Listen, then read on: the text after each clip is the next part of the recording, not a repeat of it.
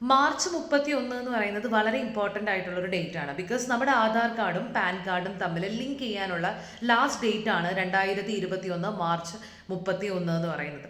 Covid കാരണം ഒരുപാട് തവണ ഈ ഒരു ലാസ്റ്റ് ഡേറ്റ് ഇങ്ങനെ എക്സ്റ്റെൻഡ് ചെയ്ത് ഇപ്പോൾ ലാസ്റ്റാണ് മാർച്ച് 31 വന്ന് നിൽക്കുന്നത്. അപ്പോൾ ഇതുവരെ ലിങ്ക് ചെയ്യാത്തവരുണ്ടെങ്കിൽ ഇന്നും നാളെയും കൂടിയാണ് ഇതിന് ടൈം ഉള്ളത്. ആൻഡ് 31 ശേഷവും ആധാറും പാനും തമ്മിൽ ലിങ്ക് ചെയ്തിട്ടില്ല എന്നുണ്ടെങ്കിൽ 10,000 രൂപയാണ് നമ്മൾ ഫൈൻ കൊടുക്കേണ്ടി വരിക.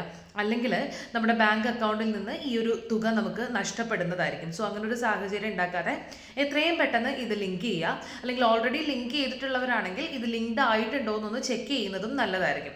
ഇപ്പോൾ ഒരു 50,000 മുകളിലുള്ള എല്ലാ ബാങ്ക് ട്രാൻസാക്ഷനും നമ്മൾ പാൻ കാർഡ് സബ്മിറ്റ് ചെയ്യേണ്ടതുണ്ട്.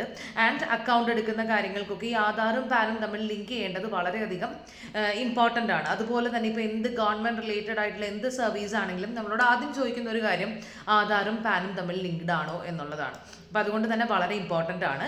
അപ്പോൾ ഇത് ചെയ്യാനായിട്ട് 2 മാർഗ്ഗങ്ങളാണ് ഉള്ളത്.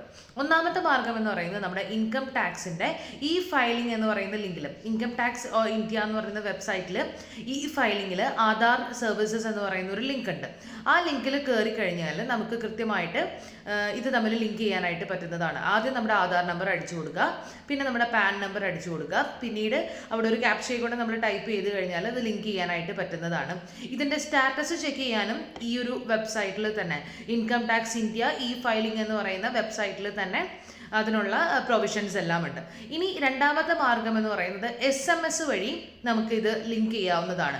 SMS ചെയ്യേണ്ടത് എങ്ങനെയാണെന്ന് വെച്ചാൽ UID PAN എന്ന് പറഞ്ഞ് ടൈപ്പ് ചെയ്ത് നമ്മുടെ ആധാർ നമ്പറും പാൻ നമ്പറും കൂടി ടൈപ്പ് ചെയ്യാം. എന്നിട്ട് ആ മെസ്സേജ് അയക്കേണ്ട നമ്പർ 567678 എന്ന് പറയുന്ന നമ്പറിലേക്കോ അല്ലെങ്കിൽ 56161 എന്ന് പറയുന്ന നമ്പറിലേക്കോ എത്രയും പെട്ടെന്ന് മെസ്സേജ് അയക്കുക.